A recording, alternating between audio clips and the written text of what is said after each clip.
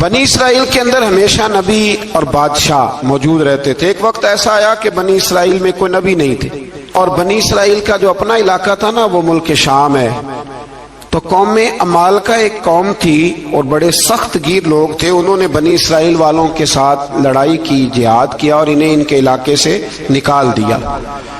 اور کچھ حضرت یوسف علیہ السلام کے زمانے میں ویسے بھی ایک بہت بڑی تعداد جا کے مصر میں آباد ہو گئی تھی۔ اب یہ ہوا کہ ان کے پاس کوئی بادشاہ نہیں ہے، یہ بار بار دعا کرتے ہیں، التجا کرتے ہیں، تو اللہ تعالیٰ نے ایک پیغمبر انہیں عطا کیے جن کے مختلف نام کتابوں میں ہیں۔ صدر الافاضل رحمۃ اللہ علیہ نے تفسیر خزائن العرفان کے اندر ان کا نام حضرت شمویل علیہ السلام لکھا ہے۔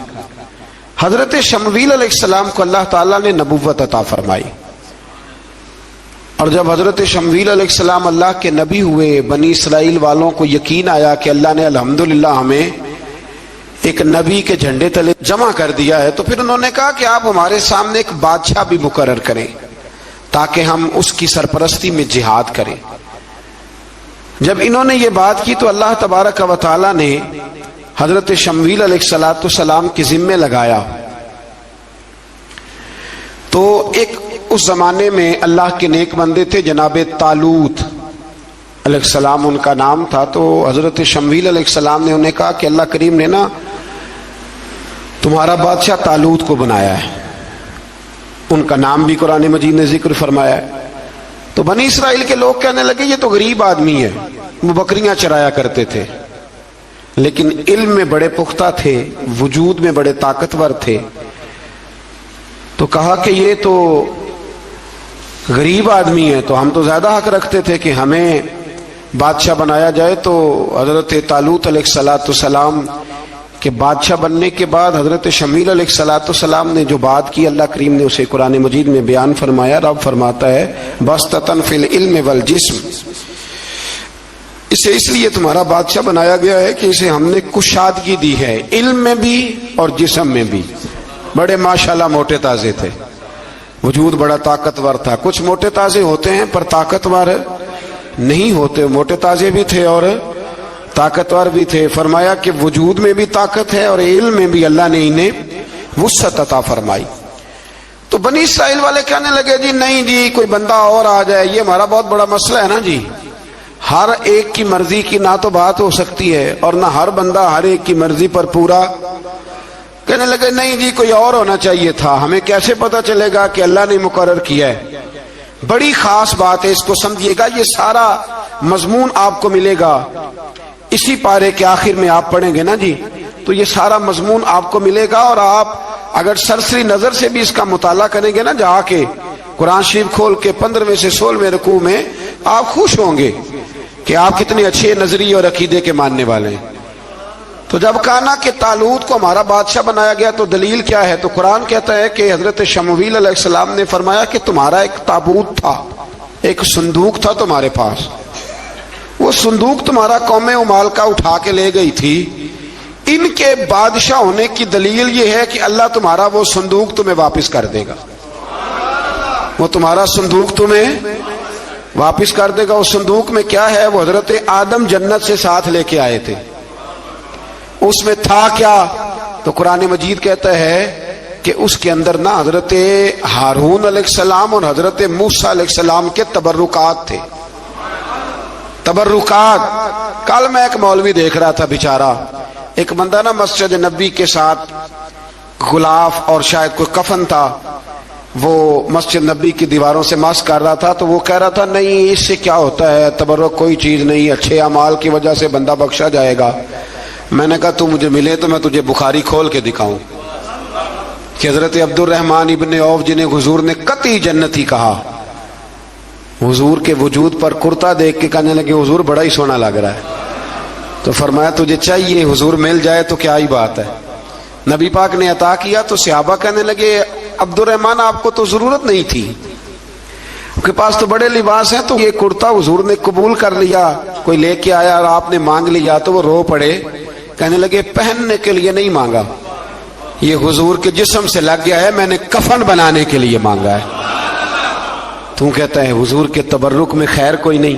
اور آپ یقین کریں ان لوگوں پہ حیرانگی ہے، ہم نے بھی مرنا ہے نا جی، بڑی جلدی قبر میں جانا ہے، وقت کا کچھ پتہ نہیں، لیکن اتنے اندھے ہو کر لوگ چیزوں کو دیکھتے ہیں اور اس تیزی کے ساتھ گمراہی پھیلاتے ہیں۔ مجھے باقاعدہ کسی نے ویڈیو بھیجی اور کہنے لگا جی دیکھیں کتنی اچھی بات کر رہا ہے، لوگوں کو سمجھائیں۔ تو میں نے کہا نہیں، اس کو سمجھانے کی ضرورت ہے۔ اور میں نے اس کو دیکھا ہے، وہ جو لال رومال والا میں نے دیکھا ہے، وہ ڈھونڈ ڈھونڈ کے جاہلوں کو پکڑتا ہے، تلاش کرتا ہے، اور اگر کوئی مل جائے بات بتانے والا تو پھر وہ خود پکڑا جاتا ہے، اور کئی دفعہ پکڑا گیا تو نکل گیا ہے۔ اللہ تعالی ہمیں سمجھنے کی توفیق دے، ہم سیانے ہو جائیں تو یہ دور دور تک نظر نہیں آئیں گے انشاءاللہ۔ تو وہ تابوت آئے گا، بنی اسرائیل والوں سے کہا تابوت میں کیا تھا سن لو، اور یہ قرآن مجید ہے۔ آج میری ماننا یہ 15 میں سے 16واں رکوع ضرور ہی پڑھنا کہ وہ آخر تابوت میں کیا تھا، کھولنا ذرا۔ قرآن مجید کہتا ہے کہ حضرت موسیٰ علیہ السلام اور حضرت ہارون کے تبرک تھے۔ تو تبرک کیا تھے؟ تمام مفسرین نے لکھا ہے کہ حضرت موسیٰ کا ایک کرتا تھا، ایک ڈنڈا تھا، جوتے تھے، اور جناب ہارون علیہ السلام کا امامہ شریف تھا، اور تورات کی کچھ تختیاں تھی۔ تو اس کا فائدہ کیا تھا؟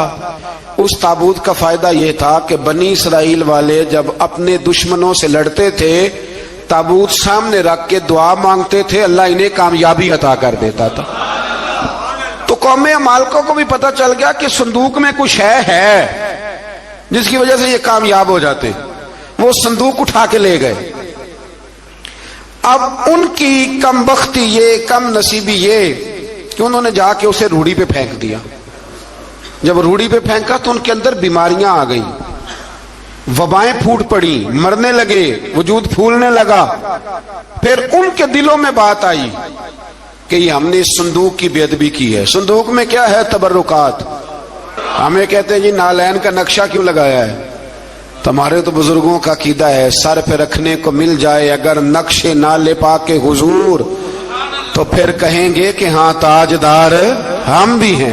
تو کہا کہ اس کے اندر یہ تبرکات تھے، انہیں بھی سمجھ میں آئی، تو انہوں نے نا بیل گاڑی منگائی اور وہ صندوق اٹھا کے اس کے اوپر رکھ دیا۔ اب کیا ہوا؟ قرآن کہتا ہے کہ فرشتوں نے نا اس صندوق کو وہاں سے اٹھایا۔ مفسرین نے لکھا اس کا معنی یہ بھی ہو سکتا ہے کہ اس بیل گاڑی کو ڈائریکشن پہ لگایا، ادھر سے حضرت شمویل علیہ السلام نے جناب طالوت کو بادشاہ بنا دیا، اور ادھر سے وہ صندوق چل پڑا۔ کہا بھئی ہم ان کو کیسے بادشاہ مانے؟ تو فرمایا بادشاہ اس طرح مانو گے کہ تمہارا وہ صندوق آ جائے گا، اور قرآن کہتے ہیں اس صندوق میں تمہارے دلوں کا سکون ہے، اس میں تمہارے دلوں کا۔ اور بھائی ہماری تو کوشش ہوتی ہے بزرگوں سے کوئی چیز مل جائے، اللہ والوں کا کوئی تبرک ہمارے ہاتھ آ جائے۔ تو وہ صندوق آ گیا، یہ مان گئے۔ اب جہاد کرنے نکلے تو لڑنا تھا جالوت کی قوم کے ساتھ، وہ بڑا سخت آدمی تھا، 3 من سونا اس نے وجود پہ پہنا ہوتا تھا۔ اس کی قوم سے لڑنا ہے، ٹوپی بڑی تگڑی پہنی ہوتی تھی لوہے کی۔ اب کون لڑے؟ ایک نوجوان تھے جن کا نام تھا داؤد علیہ السلام، وہ بھی بکریاں چرایا کرتے تھے۔ اور جن دنوں حضرت طالوت نکلے نا اپنی قوم کو لے کر جالوت کے خلاف لڑنے، تو حضرت داؤد بھی شامل ہو گئے۔ اللہ جب کسی کو نوازتا ہے نا تو پھر خاص ہی کرم نوازی کرتا ہے۔ مفسرین نے لکھا جب یہ جا رہے تھے نا، وہاں جا رہے تھے تو رستے میں انہیں 3 پتھر مل گئے، انہوں نے وہ تینوں پتھر اٹھا لیے۔ اس زمانے میں پتھر پھینکنے کے لیے چھوٹی چھوٹی لوگوں کے پاس چیزیں ہوا کرتی تھی، اس کو کوپن بھی لوگ کہتے تھے، منجنیق، اس کو سامنے رکھ کے پھر بنائی گئی۔ تو آپ کے پاس بھی وہ آلہ تھا جس سے دشمن پر پتھر مارے جاتے تھے، تو آپ وہ مشین لے کر، وہ آلہ لے کر وہاں پہنچے ہوئے تھے، 3 پتھر آپ کے پاس تھے۔ آپ فرماتے اس دن میں بڑا بیمار تھا، اتنا بیمار تھا کہ میرا رنگ پیلا ہو گیا۔ اب وہ جالوت کے سامنے کوئی نہیں جاتا تھا، تو جناب طالوت کہنے لگے کہ جو جالوت کو مارے گا نا، یعنی ان کے بادشاہ کو اس قوم کے، تو میں اسے اپنی آدھی سلطنت بھی دے دوں گا اور اپنی بیٹی کا نکاح بھی اس کے ساتھ کر دوں گا۔ دیکھیں اللہ نوازتا ہے تو کس انداز میں نوازتا ہے۔ تو حضرت داؤد کہتے ہیں وہ دور کھڑا تھا تو میں نے نا 3 پتھر مارے۔ بھئی ہمت کرنا تو ہمارے ذمہ ہے کہ نہیں؟ میری ملت کا جوان کہتا ہے میں نے کرنا کرانا کچھ نہیں، یعنی اگر آپ کہیں نا کچھ کرو تو پھر وہ کوئی کام کرنے کی مطلب معاملہ. وہ مجھے کل ایک سنگی کہہ رہے تھے, کہنے لگے جی اللہ کے فضل سے کچھ بھی نہیں کرنا پڑا, مرشد نے نظر کر دی. میں کہا مینوں ملن گے تو میں انہوں سمجھاواں گا کہ کچھ کرا کے نظر کریا کرو, کیونکہ میرے وہ دوست ہیں, میں انہیں جانتا ہوں. نظر میں بڑا کچھ ہوتا ہے, لیکن اللہ بھی تو بندے پہ بڑی نظر رحمت کرتا ہے نا. لیکن کہتا ہے 5 نمازیں پڑھ, رمضان کے روزے رکھ, زکوٰۃ فرض ہو تو ادا کر, یہ سارے کام کر, سچ بول, دیانتداری کر, پھر میں اپنے فضل سے تجھے جنت عطا کروں. تو یہ جو رویہ ہم نے بنایا یہ درست نہیں. تو فرماتے ہیں 3 پتھر میں نے مارے, اللہ نے اتنا فضل کیا کہ وہ بھی مر گیا, اور اس سے چھو کے میرے پتھر آگے بڑھے تو اس کی فوج کے 30 آدمی بھی مر گئے. 3 پتھروں سے 31 بندے اللہ نے مار دیے. فرماتے اس لیے کہ ہاتھ میرے تھے اور طاقتیں میرے رب کریم کی تھی. تو حضرت داؤد علیہ السلام کے حصے میں جناب طالوت کی صاحبزادی بھی آئی, آدھی سلطنت بھی آئی. کافی سال حضرت طالوت حیات رہے, پھر ان کا وصال ہو گیا, تو ساری سلطنت حضرت داؤد کو ملی, اور پھر اللہ تبارک و تعالیٰ نے انہیں نبوت بھی عطا فرمائی. یہ دنیا میں واحد پیغمبر ہیں جو بیک وقت نبی بھی تھے اور بادشاہ بھی تھے. اور پھر اللہ نے فضل فرمایا, انہوں نے بڑی بڑی فتوحات کی. اور پھر حضرت داؤد کے صاحبزادے کا نام حضرت سلیمان علیہ السلام, پھر ان کے صاحبزادے کا نام حضرت. تو یہ ہوا کیسے؟ یہ سارا کچھ اللہ تبارک و تعالیٰ کے فضل سے ہوا, اس کے کرم سے ہوا.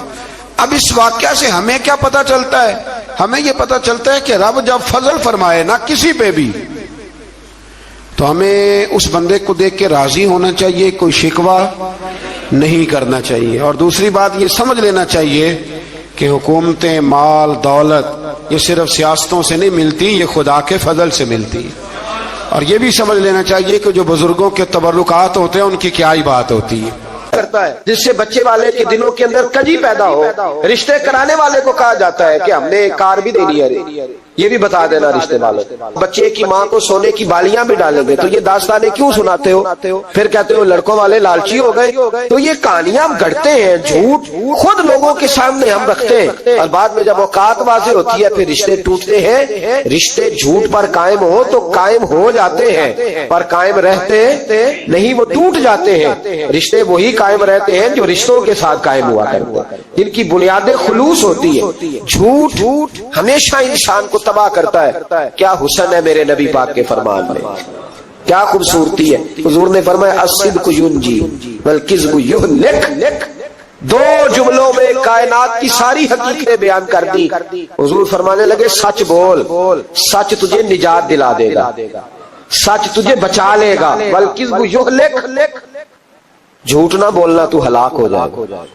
جھوٹ نہ بولنا, یہ محبوب کا فرمان. جھوٹ تجھے ہلاک کر, ہر لحاظ سے بندہ جھوٹا تباہ ہوتا ہے. سیاسی, سماجی, کاروبار, معیشت, دنیا, رشتے, ہر چیز جھوٹ پہ مبنی. کچھ لوگوں کو بیماری ہے جھوٹ بولنے کی, لارا لگانے کی. کسی نے کہا یار اتنی ضرورت پڑ گئی, کہا کوئی مسئلہ ہی نہیں, تیرا حل ہو جائے گا. بھئی تیرے پاس نہیں ہے تو صاف انکار کر. جھوٹ بول کر جیتنے سے بہتر ہے انسان سچ بول کے ہار جائے. اس کو کہے کہ بھائی نہیں میرے پاس گنجائش نہیں, کل آ جانا, پرسوں آ جانا, سویرے آ جانا, کیا ضرورت. ان سے انسان کا وقار مجروح ہوتا ہے. میرے نبی پاک علیہ السلام جس معاشرے میں تشریف لائے نا, اس معاشرے میں بڑے عیب پائے جاتے. بچیوں کو زندہ دفن کر دیتے تھے, قتل و غارت تھی, سارا کچھ تھا. ابو سفیان کہتے ہیں ہم سارے جرم کرتے تھے, لیکن عرب کے لوگ جھوٹ نہیں بولتے. عرب کے لوگ یہ ذرا غور کرنا, انفرادی بات عرض کرنا. فرماتے چوری, چکاری, ظلم, بربریت سارا کچھ تھا, اور ہم سمجھتے تھے کہ جھوٹ بولنا ہمارے حسب نسب کے خلاف ہے, یہ ہماری شان مردانگی کے خلاف. ہم کہا کرتے تھے کمزور لوگ جھوٹ بولتے, بزدل لوگ جھوٹ بولتے. جو لوگ حسب نسب والے ہوتے ہیں, کردار و عمل والے ہوتے ہیں, سردار ہوتے ہیں, جن کا پیچھے کوئی بیک گراؤنڈ ہوتا ہے, وہ لوگ کبھی جھوٹ ہے. میرے نبی پاک علیہ السلام کا فرمان ابو داؤد شریف میں موجود ہے. ایک صحابی نے کہا یا رسول اللہ بخل بڑی بری چیز ہے, کیا مومن بخیل ہوتا ہے؟ نبی پاک صلی اللہ علیہ وسلم نے فرمایا ہاں کبھی کبھی مومن کنجوسی کرتا ہے, ہو جاتی ہے, اگرچہ نہیں ہونی چاہیے. یا رسول اللہ مومن بزدل بھی ہوتا ہے؟ فرمایا ہو جاتا ہے. عرض کیا یکون المومن کذابا, یا رسول اللہ مومن جھوٹا بھی ہوتا ہے؟ فرمایا قال لا، مومن سب کچھ ہو سکتا ہے پر مومن جھوٹا ہو سکتا، مومن جھوٹ بول سکتا، جھوٹ نہیں اس کی زبان سے نکلتا، یہ مومن کی شان ہی نہیں۔ عرب کے لوگ کہتے ہیں کہ جھوٹ ہماری مردانگی کے خلاف، ہمارے تو ملک میں جتنا بڑا جھوٹا ہوتا ہے اللہ ماشاءاللہ اتنا وہ بڑا قد کر جاتا ہے۔ جس کو ہمارے ملک میں لوگوں نے سیاست نام ہی جھوٹ کا سمجھا، ٹی وی پہ بیٹھ کر بہت بڑی جماعت کا بہت بڑا سربراہ کہتا ہے فلانا کام 6 مہینے میں ہو جائے گا۔ ناراض ہو گئے آپ لوگ؟ چلو جو کوئی گل نہیں، بہت بڑی بات 6 مہینے میں ختم، ٹھیک ہو جائے گا آپ کا مسئلہ۔ 6 مہینے کے بعد جب پوچھا جاتا ہے تو کہتے ہیں سیاسی بیان تھا، رات گئی تو اتنا ظلم شرم ہی نہیں آئی۔ ابو سفیان کہتے ہیں کہ نبی پاک صلی اللہ علیہ وسلم کے جب کچھ صحابہ چلے گئے نا ہجرت کر کے حبشہ کی طرف، تو حبشہ کے نجاشی بادشاہ نے مسلمانوں کو بھی بلایا اور پیچھے سے جو قریش لینے گئے انہیں بھی بلایا، بات چیت ہو گئی تو اس کے دل میں خیال آیا کہ میں کسی سردار سے نہ پوچھوں بات کیا ہے۔ ابو سفیان کہتے ہیں میں تجارت کی غرض سے حبشہ گیا ہوا تھا، تو نجاشی بادشاہ کے کچھ لوگ آئے اور مجھے لے گئے، کہنے لگے بادشاہ بلاتا ہے، کہتے میں سردار تھا۔ بادشاہ نے جب بلایا تو اس نے نبی پاک علیہ السلام کے بارے میں مجھ سے سوال و جواب شروع کیے، تو میں نے وہ رٹی رٹائی گردان جو سارے پڑھا کرتے تھے وہ میں نے پڑھ دی کہ معاذ اللہ جادوگر ہے، ساحر ہے، کاہن ہے، لڑائیاں کرا دی، نیا مذہب لے آئے، معاذ اللہ وہ جو گردان عرب کے لوگوں نے ابو جہل نے ابو لہب نے رٹی ہوئی تھی میں نے سنا دی۔ کہتے اس نے ایک سوال پوچھا، اس نے کہا چل ابو سفیان جو تو کہتا ہے ٹھیک ہی کہتا ہوگا معاذ اللہ، لیکن یہ بتا کہ کیا کبھی انہوں نے جھوٹ بھی بولا ہے؟ کیا انہوں نے کبھی بہت بڑی بات ہے اس کو سمجھنا۔ ابو سفیان کہتے ہیں کہ میرے دل میں 1 منٹ کے لیے خیال آیا کہ میں جھوٹ بول دوں، کہہ دوں کہ وہ بولتے ہیں معاذ اللہ جھوٹ، لیکن پھر میرے اندر سے آواز آئی کہ تو قبیلے کا سردار ہے، اور جو مردانگی والے لوگ ہوتے ہیں ان کی زبانوں سے کچے جملے نہیں نکلتے، وہ جھوٹ نہیں بول، جو کسی منصب پر فائز لوگ ہوتے ہیں وہ ایسے ہی ان کی زبان ہر وقت چسکے کے لیے تھوڑا یہاں جھوٹ تھوڑا وہاں جھوٹ نہیں پھینکتی، وہ لوگ جھوٹے نہیں ہوتے۔ تو سردار ہے، تو چودھری ہے، تو سربراہ ہے، تو اہل ہے، تو منصب والا ہے، جھوٹ بولے گا؟ کہتے ہیں مجھے کہنے لگا سوچ کیا رہے ہو، بتاؤ کبھی جھوٹ بولا ہے؟ ابو سفیان کہتے ہیں میں نے فیصلہ کیا، میں نے کہا نہیں میں سردار ہو کے جھوٹ بولوں؟ کہتے ہیں میں فوراً بول پڑا، میں نے کہا وہ رشتے میں میرے بھتیجے لگتے ہیں، میرے سامنے آنکھ کھولی، میرے سامنے بچپن گزرا، میرے سامنے جوانی گزری، میرے سامنے شادی ہوئی، میں نے ان کی زندگی کے بڑے رنگ دیکھے، میں نے انہیں ماں سے بچھڑتے بھی دیکھا، دادا کی گود میں کھیلتے بھی دیکھا، پھر دادا کے جنازے پر بھی دیکھا، میں نے انہیں ہر حال میں دکھ اور سکھ میں دیکھا۔ کہنے لگا نجاشی سارے اختلاف اپنی جگہ پر میں نے اس رسول کو اس وقت بھی دیکھا جب مکے کے لوگ ہتھیلیوں پہ اٹھاتے تھے، اور آج بھی دیکھتا ہوں جب لوگوں نے پتھر اٹھائے ہوئے ہیں۔ میرا بھتیجا بھی ہے، میرا اپنا بھی ہے، میرا رائے کا شدید اختلاف بھی ہے، لیکن میں جھوٹ نہیں بولوں گا۔ وہ میرا بھتیجا دکھ میں ہو یا سکھ میں ہو، وہ آسانی میں ہو یا تکلیف میں ہو، امیر کے پاس بیٹھے یا غریب کے پاس بیٹھے، اس کی زبان سے جب بھی نکلتا ہے حق اور سچ ہی نکلتا ہے۔ اس نے زندگی میں کبھی جھوٹ بولا؟ اسیر دشمن کی چاہ میں بھی، مخالفوں کی نگاہ میں بھی امی ہے، صادق ہے، معتبر ہے، میرا پیغمبر عظیم ہے، میرا پیغمبر عظیم تر ہے۔ کہا ان کی زبان سے کبھی جھوٹ نکلا؟ کبھی نہیں نکلا ان کی زبان سے جھوٹ۔ تو کہتے اب نجاشی نے فیصلہ سنایا، نجاشی نے بات کی، فیصلہ سنایا تو کمال کر دی۔ کیا بات کی نجاشی نے؟ کہنے لگا ابو سفیان پھر تم کس طرح کہتے ہو کہ ان کا دین سچا نہیں؟ کہنے لگے جو بندوں کے معاملے میں جھوٹ نہیں بولتا وہ رب کے معاملے میں کیسے بولے گا؟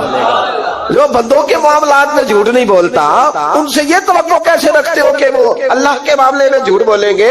فرمایا مان کیوں نہیں جاتے کہ اگر وہ بندوں کے حق میں سچے ہیں تو اللہ کے پیغام کے حق میں بھی سچے۔ سچائیاں حسن ہے، سچائی حسن ہے، سچائی ایک خوبصورتی ہے، سچائی تیرا وقار ہے۔ دیکھیں نا تیرے جملوں کے لوگ قیدی ہو گئے، اور جب ٹٹول کے دیکھا تو اندر سے تو کچھ اور نکل آیا۔ کل تو کچھ کہہ رہا تھا، سویرے اٹھ کے تو کچھ کہہ رہا، تیرے لفظ کچھ ہے، تیرا رویہ کچھ اور ہے۔ زندگی میں یاد رکھنا کسی بڑے کی خوشامد کر کے کبھی اسے محبت نہ ڈالنا۔ جھوٹ بولتے ہیں ہم لوگ، अपना हुलिया हमने सदाकतों के बादशाहों जैसा बनाया होता है, लेकिन हमारे लफ्जों में झूठ होता है, हमारे लबो लहजे के अंदर ये कराहत होती है। हजरत बायजीद बुस्तामी फरमाया करते थे, जो जुबान का सच्चा नहीं होता उसको कभी मार्फत का नूर नसीब नहीं होता, चाहे 2000 जुबा डाल के बैठ जाए। मार्फत का नूर उसे मिलता है जिसकी जुबान पर हक और सच होता है। याद रख, सच्चाई इतनी बड़ी दौलत है। इमाम फखरुद्दीन राजी रहमतुल्लाह ताला ने एक बड़ी प्यारी हदीस लिखी है। कहते हैं नबी पाक सल्लल्लाहु अलैहि वसल्लम के पास एक शख्स आया, उसने कहा या रसूलल्लाह मैंने कलमा पढ़ना है पर 4 चीजें हैं जो मुझसे छूटती नहीं और आप उनको हराम कहते हैं, तो हुजूर आप हुक्म करें क्या करूं? फरमाया चल तू बोल वो क्या है? कहने लगा जी मैं शराब का भी आदी हूं। माअज़ल्लाह, बोलिए अस्तगफिरुल्लाह, सारे बोलिए मैं शराब का आदी हूं, मुझसे छूटती नहीं। और फिर कहने लगे मैं चोरी का भी आदी हूं, जाती नहीं। और तीसरी बात ये कि मैं माअज़ल्लाह सुम्मा माअज़ल्लाह जिना का भी आदी हूं। और चौथी मेरे अंदर बीमारी है कि मैं झूठ बहुत बोलता हूं, यादें छूटती नहीं। मैं इनके होते हुए कलमा कैसे पढ़ूं? आपके दीन में ये शदीद बुरी चीजें और मुझसे छूटती नहीं, तो क्या हुक्म है? मेरे महबूब अलैहिस्सलाम को अल्लाह ने बड़ी हिकमत अता फरमाई, बड़ा नवाजा है नबी पाक। हुजूर ने बड़े खूबसूरत जुमले कहे, फरमाया को सौदा कर ले मेरे साथ। अर्ज की हुजूर हुक्म हो, फरमाया चारों में से एक छोड़ दे, कलमा पढ़ ले, सौदा कर ले। कहा हुजूर हुक्म करे कौन सी? सहाबा कहते हैं अब हम घूम रहे थे कि ये क्या बात है, चारों चीजें हराम में कतई हैं। हुजूर कहते एक छोड़ दे, मैं एक वादा कर। कहा या रसूलल्लाह हुक्म करे। तो सहाबा कहते हैं अब जब हुजूर ने कहा एक छोड़ दे तो हम फिर तज्जिया कर रहे थे कि शराब बड़ी गंदी है, जिना बड़ा गंद है, चोरी किसी के हक में डाका है, जुल्म है। लेकिन मेरे नबी पाक अलैहिस्सलातु सलाम ने क्या खूबसूरत फरमाया, फरमाया चल तू झूठ छोड़ दे। क्या छोड़ दे? अल्लाहु अकबर। फरमाया झूठ छोड़ दे। अर्ज की बाकी, फरमाया बाकी अल्लाह फजल करने वाला है, तू झूठ छोड़ दे। अब लोग कहते हैं कि हम हैरान थे कि इतनी गंदी चीजें, शराब भी, जिना भी, चोरी भी, और हुजूर ने सिर्फ झूठ छुड़वाया है। वो सरदार कहता है मैं घर गया, शराब की बोतल पे हाथ डालने लगा, दिल में ख्याल आया शराब पी के सहाबा के मजमे में जाऊंगा, तो अगर किसी सहाबी ने पूछा कि तूने शराब पी है, झूठ बोलूंगा तो नबी पाक के वादे का क्या बनेगा, और सच बोलूंगा तो उस महफिल नूर में बैठूंगा कैसे शराब पी के? कहते 2-3 दफा हाथ बढ़ाया पर मजा नहीं आया, मैंने पटखी दीवार के साथ बोतल, मैंने कहा ये तो गई, ये नहीं पीऊंगा आज के बाद। कहते फिर मैं बाहर निकला उस औरत के पास रात गुजारने जहां मुंह काला करना था। कहते हैं जब पहुंचा तो उसने पहला सवाल पूछा, कहने लगी सुना है तू कलमा पढ़ गया है? कहते बस वजूद चकनाचूर हो गया। ओ मेरे दोस्तों, लोग पूछते तो है ना तू किसका बेटा? हाँ ओ संगियो, लोग पूछ लेते हैं तू किस उस्ताद का शागिर्द है। और यारो याद रखो, तेरा हुलिया देख के लोग पूछते हैं तू किस मुर्शिद का मुरीद है। याद रख, अपने लिए ना सही किसी की इज्जत के लिए सही, अपने लिए ना सही किसी की इज्जत के लिए, तू किसी के लिए ही बदल जा यार, तू किसी का ही ख्याल कर जा, चल किसी और के लिए अपने आप को तब्दील कर जा। अपने लिए ना सही देख, तू किसी और के लिए ही बदल जा। अब तेरी किसी और से भी निस्बत है, लोग किसी और के साथ मंसूब करते हैं, उनका दीवाना हूँ, उनका मजजूब हूँ। क्या ये कम है कि मैं उनसे मंसूब हूँ? कहा उस बीबी ने, कहने लगी सुना है तू कलमा पढ़ गया है? कहते बिजलियां दौड़ गई। मैंने कहा अगर झूठ बोलूं तो हुजूर के वादे का क्या बनेगा? महबूब ने कहा झूठ नहीं बोला, अगर सच बोलूं तो फिर इसके करीब कैसे जाऊं? कहते वहां से भी लौट आया। अब मेरी जिना की आदत भी गई। अगली शाम हुई तो सामने माल पड़ा था एक आदमी का, वो आदमी का फलता उस पे हाथ डालने लगा, तो दिल में ख्याल आया ये सवेरे तफ्तीश भी करेगा। अगर पूछता मुझ तक आ गया कि तूने तो नहीं चोरी की, तो झूठ तो मैं बोल ही नहीं सकता, हुजूर से वादा किया है, और सच बोलूंगा तो मेरी आबरू क्या बचेगी? कहते शाम एक दिन में गया, अगले दिन की शाम हुई तो सिर्फ सच की आदत अपनाई, मेरा जिना भी गया, मेरी चोरी भी गई, मेरी शराब कबाब भी गए। कहते तीसरे जाके दरवाजा रसूल पे बैठा, सहाबा बाकी अपना काम करते रहे, मैं सिर्फ मुस्तफा का चेहरा तकता रहा, मैं बस चेहरा तकता रहा। देर हो गई तो एक सहाबी कहने लगे क्या देख रहे हो? तो मैंने कहा इस रसूल का कमाल देख रहा हूँ। اس محبوب کا کمال دیکھ رہا ہوں، ایک جھوٹ چھڑوایا ہے تو رب کریم نے مجھے سارے تقوی عطا فرما دیے. یہاں تو جھوٹ کے پلندے